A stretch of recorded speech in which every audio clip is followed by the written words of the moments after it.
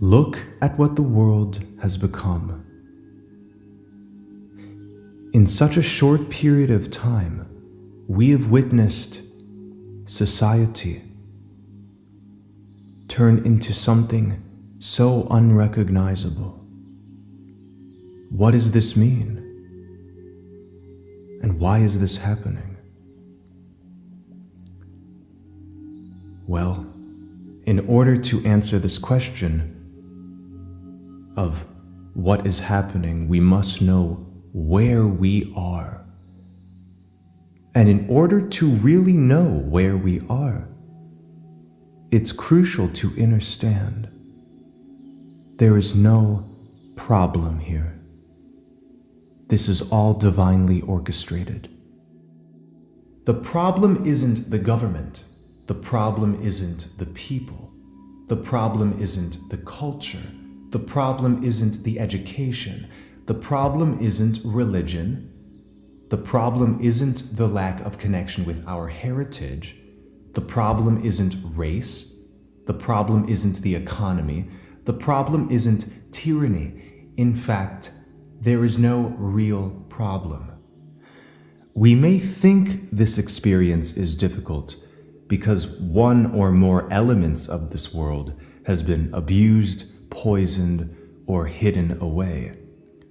We hear things like, if only the elite could stop pulling the strings, things would get better. If only people knew there was a God or Savior, the world would be a greater place. If people would just reconnect with nature, everything would be solved. Or if only we could replace this system with another system, all would be harmonious. But the suffering and confusion in this realm is not the result of scarcity of a particular belief, of knowledge, or of decent societal structure. The pain and conflict in this realm does not stem from an ignorance of some particular truth that could be conveyed to the masses, but rather all of this is the result of a necessary process, a purgatorial process. This is a purgatorial process, and in this video, we shall take another look at the realm we're in. Some call it a flat plane, some call it a prison or a school, but the truth of the matter is we're in purgatory. Limited mortal logic and reason has attempted to connect various dots to understand reality and its operations, but the truth can only be found in a poetic mindset. Currently, in this information age, we're presented with a plethora of informational rabbit holes to get lost in, to explore. But just like Alice, who gets lost in Wonderland, a place which isn't so wonderful after all, we too can become preoccupied and ultimately disoriented by the streams of thought all around us which claim full authenticity and correctness, all while leading us further and further into delusions and illusions. Therefore, we must look behind the veil. Only then can we return to the real world and verify that this experience we are going through is quite simple. It is stranger than fiction and more profound than any popularized spiritual teaching has conveyed. Earth is an anagram, a rearrangement of the word heart. This is because we are in a simulation of consciousness which reflects what is not of the heart. When the heart is forgotten about, it projects a shadow reality meant to facilitate purging. This shadow reality is designed to catch the various purges which result from duality. Duality, in the context I speak of, is the tug of war between two opposites which creates tension. The heart does not know of good versus evil, of heaven versus hell. It only knows a singular beauty, ease, a singular magic. This is paradise, a state of being as much as it is an actual environment. During this purgatorial process, the macrocosmic heart, what we know to be the center or the North Pole, feeds energy into the above and below in order to crash down all tension that the universal mind can come up with within the paradigm of duality. This tension is caught on the magnetic field. We live on a magnetic field. It is a net. The tension that is exhibited on the field, everything from nature's predatory ways to society's endless conflicts and arguments, is the result of tension being caught, trapped on the net of magnetics, in order to purify the universal mind and thus ourselves. What is trapped is designed to be dissolved. True alchemy means going from lead to gold. To dive deeper into the authenticity of our being means we need to release what weighs down the heart by merging the light and dark, becoming gray magicians in the process. The dramas that unfold in this reality are all the result of purging duality, the plus and the minus, the this and the that. This is why a magnetic field has a positive and a negative charge. And what do you know? These opposites attract when it comes to magnets. Paradise is found when these opposites conjoin, as both archetypes contain qualities which, when merged, erect a divinity outside of the bounds of limitation and definition, beyond good and evil, beyond heaven and hell. In fact, this concept of heaven and hell has only been able to sustain itself while we ourselves are split from the heart, separating the oneness into the two. This was exemplified in the movie The Dark Crystal, in which two halves of the same whole finally merge together and become the original divine being. Before they merge together, however, it seems as if they are opposite, as if they are completely distinct in essence, in character, in being. It is the crucial time to understand this truth as our purges accelerate. We can call this the end times or the Great Awakening. It doesn't really matter. It is clear that what's being reflected on the outside is increasingly binary, robotic, lifeless, and out of touch with anything true, eternal, and heartfelt. Time is the great revealer, and as this purgatorial process continues, we are revealed what is and what isn't, what is true and what is false, within our own lives and in the world at large. This is not to say enjoyment evades us in every single moment in such a construct. There is much to experience and praise within this purgatorial system, but always there remains an underbelly of incompleteness, because that is what we are going through. We are wading through the incomplete portions of consciousness that need to be dealt with in order to solidify what is whole once again.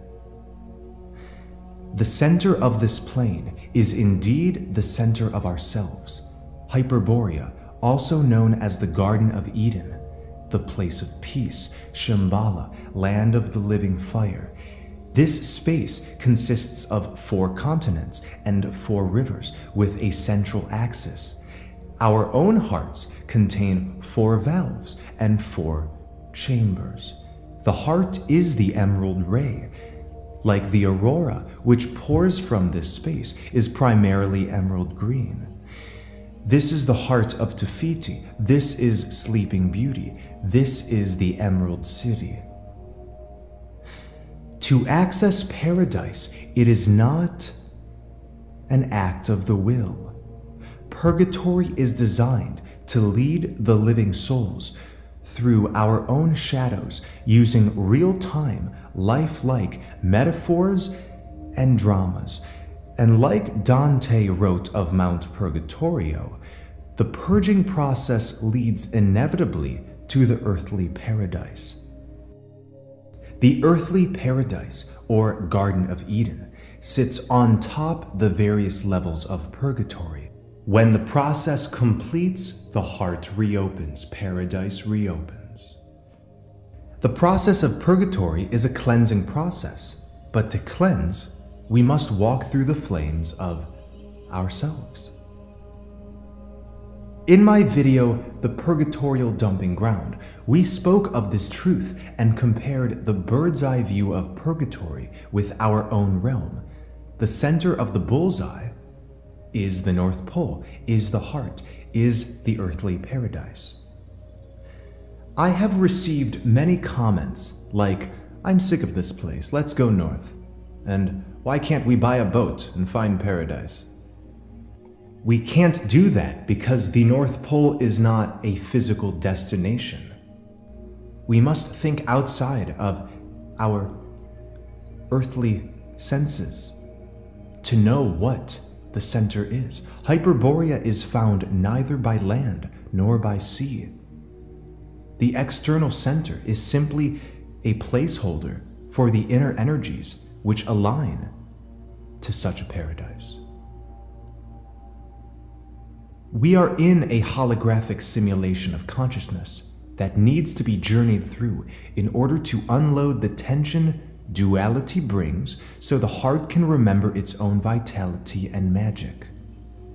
This magic, when unlocked only after the purging is over, shall unlock the 0 point in full, transporting all living souls, all eternal consciousness back to the land of eternal twilight, where there is no night or day, where there is no harm, where there is no split between conscious and unconscious, true and false.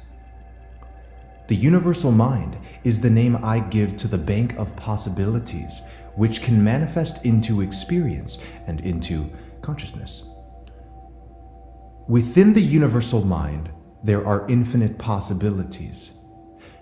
But this means there are possibilities of horror and unpleasantries. So how would the universal mind, which we are all connected to, refine itself? How would it do this?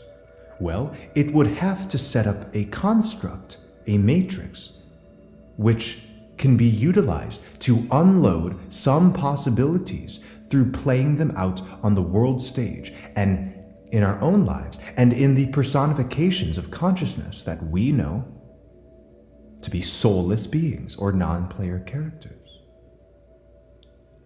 Most beings are not going through this purgatorial process, and that is quite clear. The concept of non-player characters has been co-opted, but my work on this topic has always been pointing to why won't people wake up? People aren't waking up to the truth of their being, of their divinity, because most are personifications of duality consciousness that need to be rendered in order for the universal mind to refine itself. One of the biggest questions when it comes to awakening is, why won't humanity wake up? It's because to wake up, one must be purging. One must be a vehicle for the cleansing of the universal mind. And in order to purge, one must be a living soul or a game player in this construct with an inner space to tap into. Instead of dogma, the living soul's truth is, I am God. Non-player characters are necessary in order to purge. In a dream at night, our mind projects various situations and beings in order to process our psyches. We would never say that the characters in our dreams are eternal or are independent. in awareness, but that doesn't mean they are worthless. Far from it. Without the various personified reflections and projections we experience in this matrix, in the form of human beings, the universal mind would be unable to piece itself together. Just like without the characters in our dreams to guide us and challenge us along the way, the psyche isn't able to effectively process itself. The world is getting more and more Orwellian, tyrannical, and cold, and this is coinciding with very profound realizations of self, which the living souls have been experiencing. The pressure of purgatory is the greatest catalyst for all of our illusion and delusion to be dissolved. It is not easy and oftentimes uncomfortable. When we see the world with all of its incompleteness, we may think, how could something or someone be so heartless, lifeless, manipulative? The answer is, we don't see what we think we see. We see what we are not in this realm. What pains us in this world instills a remembrance of a wholeness that has been forgotten in order to facilitate the purging of this universal mind.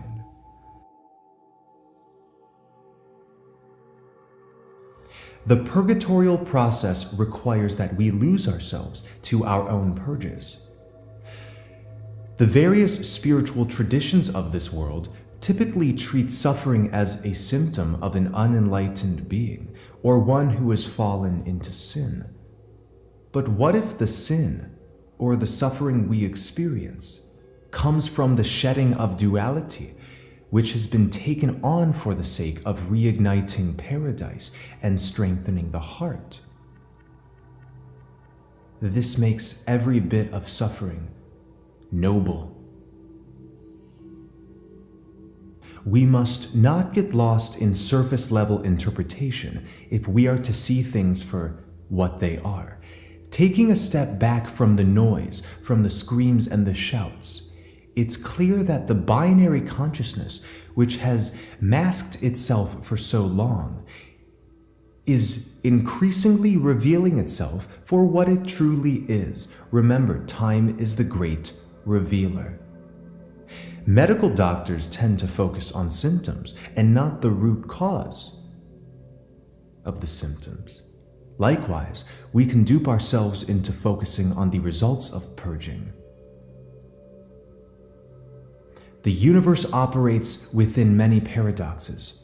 It is a paradox that the more confusing the world stage appears, the more lifeless reality gets in its societal manifestations, the more awakened the living soul becomes.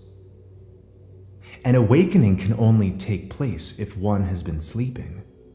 Our truest selves have remained unseen, but glimpsed as we wander through the mazes of our own minds. The divine creates all scenarios for one reason only: expansion. Expansion remains the purpose of all illusions and all puzzles which this matrix presents, as within, so without. Purgatory offers us the ability to make mistakes. A mistake is a mistake. Take one, take two, take three. It's all good. When we fall and ache and cry and hurt, this exhibits the heart's need to be seen, to be loved, to be known, to be opened. And this power of true love is not simply the cookie-cutter love that's been displayed in movies or in our culture, which still relies on the dualities of this and that, but rather true love is a force so expansive, so strong and vital, so magical that it obliterates what is false and nurtures what was always true, untainted, and eternal. Thank you for watching. Keep up the great work.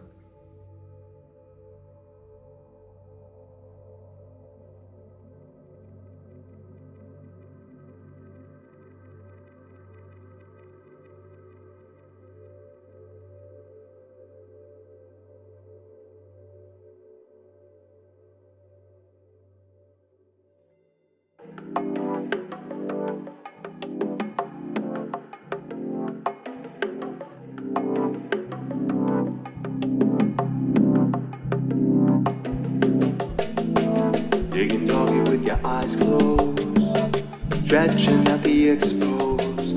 Behind the marble of the moon's eyes, caterpillar crawl cry. Sophia whispers in the darkness, melt away the heartless. Beneath the pool of the AI, in front of Borealis starshine. So you think you're a tough guy, maybe that's a misapply.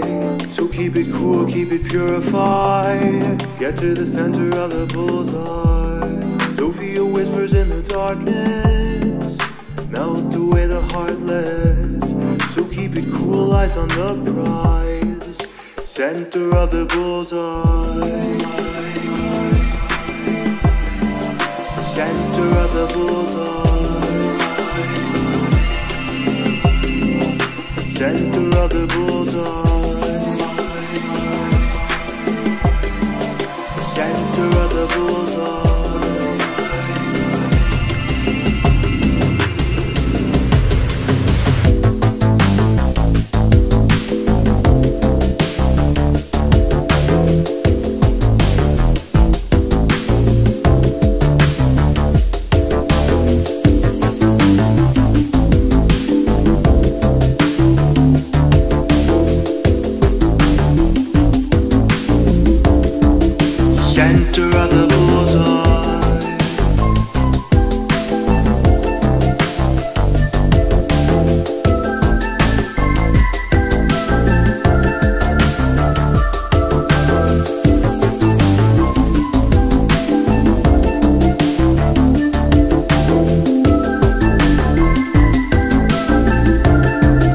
Center of the bullseye. A chicken jolly chew at the pad. Slice of cinnamon, give me more of that. I'm taking Tolly like a little log. The birds are calling me to sing along.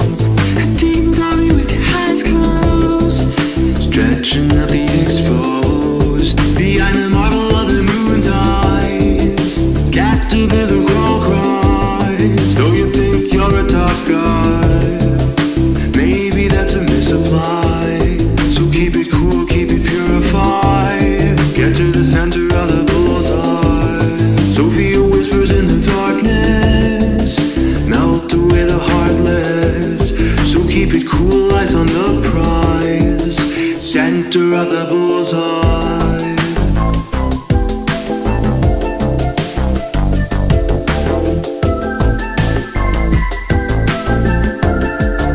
Center of the bullseye.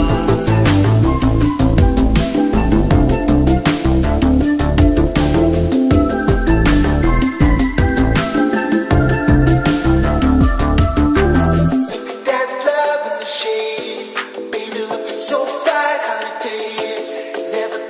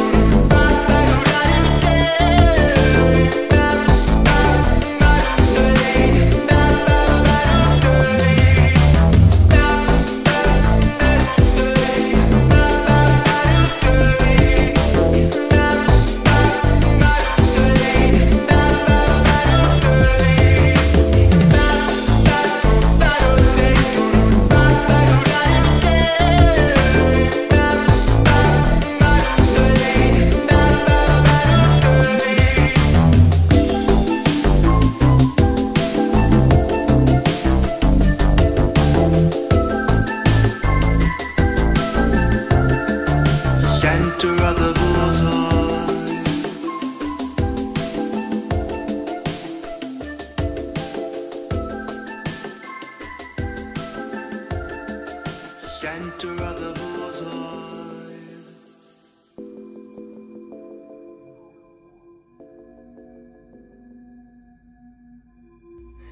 There is a reset happening, and it is being advertised as something to fear. And it's no wonder why many feel this way. If we pay attention to the unfolding events and agendas in this world, we see a deteriorating society and culture. But if we pay attention to the unfoldment that is occurring from within, we see not deterioration, but a call to elevate. Although it can seem paradoxical and confusing, what is occurring is the perfect recipe for awakening. When we speak of the physical world and its happenings, we must know first and foremost that it is all manifested from an unseen world. Even in our own lives, all moments have originated first as intangible energy in the unseen, becoming the seen. Spirit and matter are endlessly connected, and in this ascensional process, this awakening, there is no exception.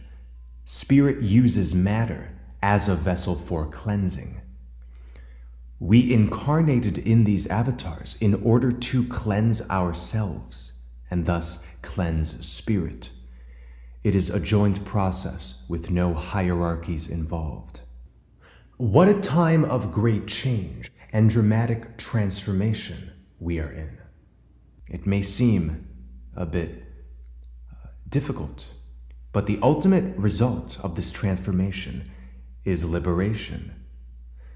We are being called to restore our own sense and feelings of truth, health, beauty, strength, connection, peace, sovereignty, and freedom. In order to achieve this restoration, it has been necessary to pull the rug from under our feet, to test us using hard experiences to synchronistically guide us back into the actuality of our being. This deterioration of society and culture is not a mistake in the eyes of the divine, but pure perfection. It is crucial to go through this shift so our own potential can be awakened. We must let go of the attachment and fear and anxiety that lead to the reality we see before us. The harsh reality we have been witnessing dwindles in importance the more we place importance on the beautiful reality within that cannot dwindle, but can only expand as long as we are giving it permission. The collective turmoil being experienced is increasing alongside the shedding of falsehood that we have all known and experimented with. Examples of the false would be false personas and personalities, states of perception and perspective rooted in lack, judgment of self and others as being evil, a hurried, anxious, unsafe sense of being. All of this is false. How we interact with each other, what is deemed correct and incorrect, this is all false. Forgetfulness leads to all suffering. To remember, it takes truly intending to remember, penetrating down to the core of one's being to uncover energies previously hidden. These energies can only come forth when we are ready to confront the deeper truths within. The fear-based programs which circulate in this matrix are representative of our own inner fears. Our fears come to the surface, come to life for purging and thus releasing the further the reset of this realm progresses. It is perfect. It may not be pleasant in all moments, but it is perfect. Trusting in the direction of creation is only possible if we are trusting in our own creativity. Self-doubt has infested our psyches, causing a further forgetfulness of our inherent creative gift of creation, of manifestation. This gift is the power of gods and goddesses beyond mere mortal perception, and this gift opens itself in the present moment only. The present of the present moment can only be opened if we are harmonizing with the moment. And that may sound too simple, but it is truly what is simple that is most freeing, most truthful. And perhaps to get to this simplicity, it is required that we slow things down. Slowing things down leads to clarity, slowing down our own consciousness, not in vitality, but in processing, leads to clarity. The constant stimulation that this world offers us can overburden our attention, and our attention is so important. It is our currency. We currently see the reality that our attention places focus on. This simple truth can only be known as much as it is practiced and felt. Slowing everything down in meditation, in reflection, taking routine stock of the true self and its needs is a great way to align with what truly matters. Another truth that is revealing itself is that there is no destination. This may seem like a contradiction when it comes to ascension, but arriving back to our spiritual homeland requires that we know ourselves to always be there. The heart space is aurora light inside, which connects back home to Hyperborea.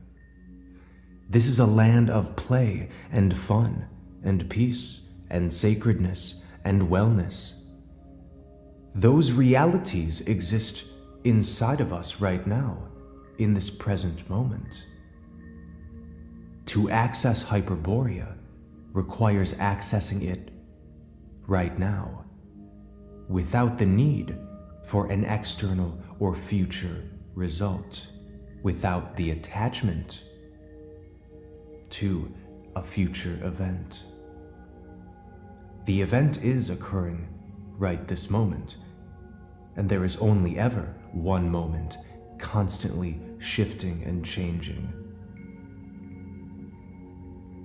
Synchronicity replaces time as we shift more and more into our true state of being. So let us follow synchronicity. As living souls, we only ever experience realities and constructs to heighten our awareness of the all, to go deeper into the magic of the all, and to strengthen the universe with more true love. It should be clear by now that we are not simply in a mundane, mechanistic world. The stories and theories and postulates about the past and about our origins are untrue. We are not bound by lineage or race or models of social structure or culture. We reside outside of space and time, truly outside of anything tainted, in perfected bodies, in perfected consciousness. The more we remember this, the closer we get to this truth and to this reality. Earth being a purgatory to facilitate this elevation allows us to undergo this shift while being grounded in physical reality. Our bodies are antennas for the soul. I am not speaking any of these words to ignore the fact that there have been tangles that need untangling. This is a process of merging all dualities inside of us, and it can feel messy. The wars waged outside of us are reflected to remind us of the war inside that can be won. But this war can only be won through calling a truce and letting the light and dark merge. The masks that the soulless consciousness wears is a reminder of the masks we have all been wearing throughout this journey. We may feel a crossroads right now. Are we going to keep on the mask because it makes others feel better, because it's the more compliant thing to do? Or is it time that we shed all illusions and delusions, inflicted and self-made, seeking only what is immortal and nurturing? It is very commendable to know yourself in a world that wishes to tell you that you are but a cog in a machine. Truly harmonizing with the breath, body, mind, and soul, actually acknowledging what heals, allows us to connect with what is both seen and unseen in a way that all moments expand rather than contract. We must truly implement energetic coherence in ourselves to achieve the Christ-like divine consciousness, which we know to exist and which many texts tells us is reserved for the enlightened. Coherence is the state of forming a unified whole. The opposite of this state would be brokenness or separation from the true self. When we are coherent in vibration, in thought, word, action, and in presence, we solidify an energy that is controlled and clear in itself. This energy extraction matrix we've been in displays an uncontrolled, confused, murky energy which hides itself in front of a controlled and clear persona. We are greater than this brokenness, and we do not need to emulate it. In fact, we can use the reflections in the outer as reasons, as inspiration to fully be coherent. Therefore, it's wise to maintain the intention of unifying everything that you are, so nothing is uncontrolled, confused, and murky. Spirituality, for the most part, has been based on the worship of externalized forces of divinity. However, the beckoning light of the Hyperborean Golden Age eradicates this paradigm, replacing it with an eternal knowing that more expansive states of consciousness may only reveal themselves when the uncontrolled waters of ourselves still. And yet, without action, no expansion can occur. But the question is, what action should one take? This question can only be answered through the intuition. Anytime we follow the actions stemming from our mind's reactivity or delusion, we end up in a reality worse in quality than we intended. This is why it is so crucial to understand our own reasons for doing what we do. We must be aware of cause and effect. This is called being mindful. Mindfulness speaks to simplicity. Only when we can accept that at the core, our desires and reasons for everything are really simple. Only then can we enter true mindfulness, mindful awareness. If we are addicted to the complexity, then we can never find true mindfulness, true awareness. Our desires are very simple at the core. We desire love, to be loved, to experience love. We desire relaxation, exploration. We desire vitality, vibrance, and a sense of fun. We desire to go home. To the heart space, we desire true connection. We desire actions that lead to further healing and rejuvenation. Buddhists say that desire is the root of all suffering. This is absolutely true when it comes to the worldly, to carnal desire and obsession. It is true when it comes to a specific desired outcome. When we desire what is temporary, we suffer. When we desire what cannot be had, we suffer. When we desire what is false and illusory, we suffer. What I am speaking of is a desire to merge with creation through remembrance that love is all there truly is. The desire to love and to be loved, therefore, cannot create suffering when the desire is paired with a presence which speaks to our eternal nature. Being in a veil of illusion requires discernment for the being who does not want to get lost in the sauce of this reality.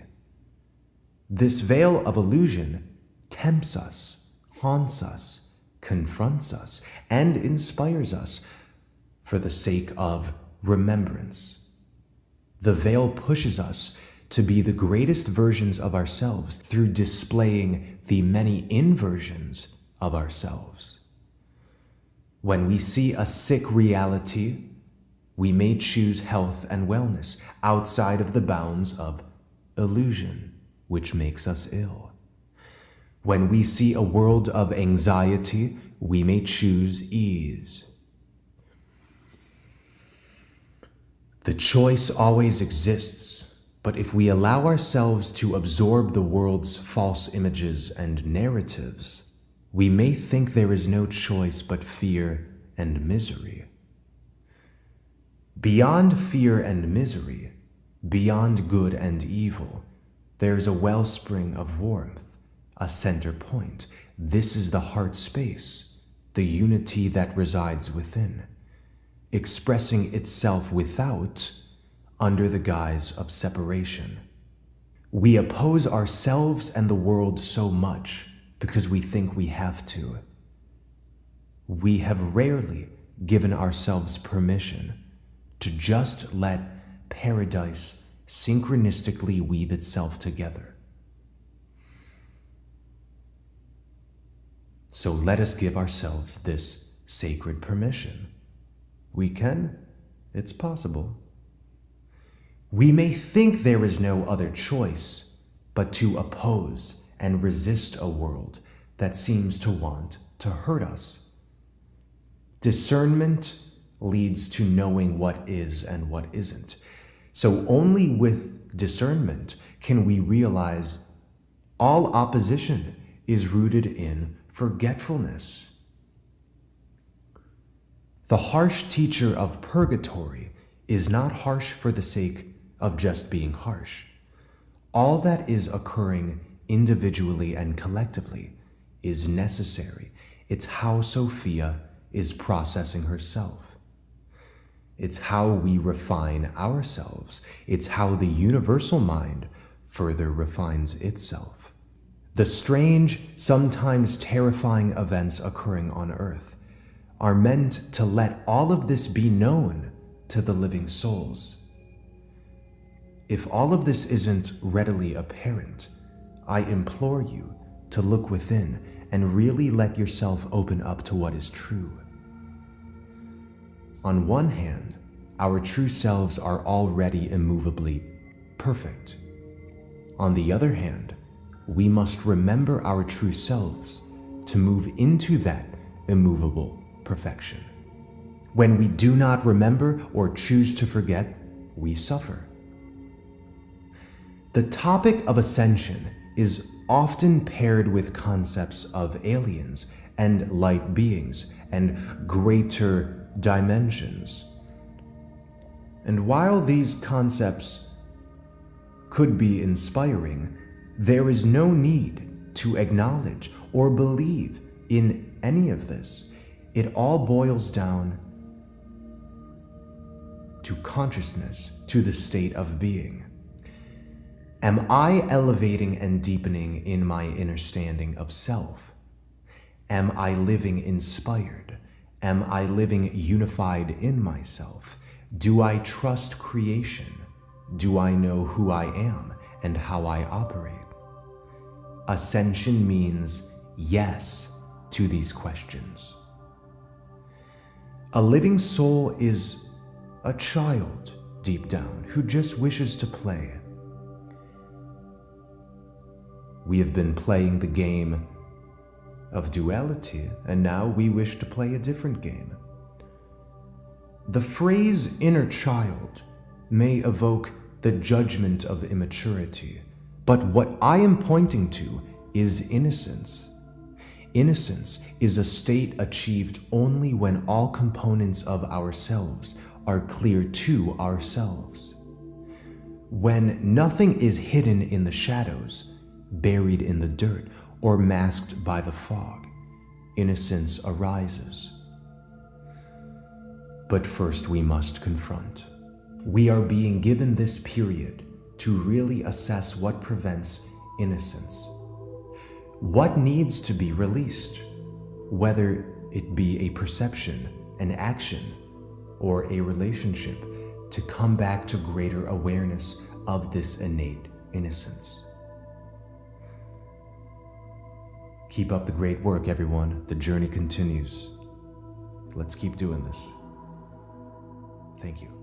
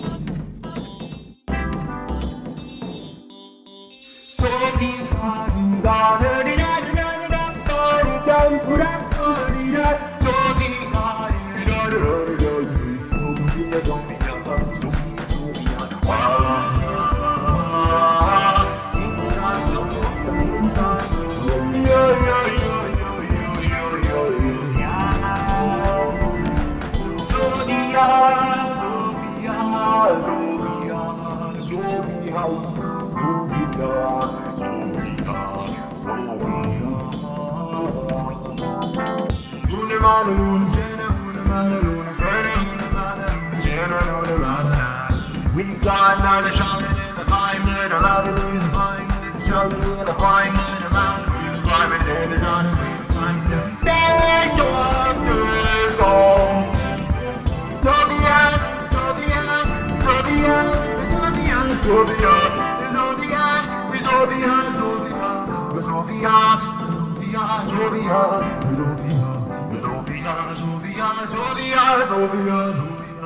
Sophia.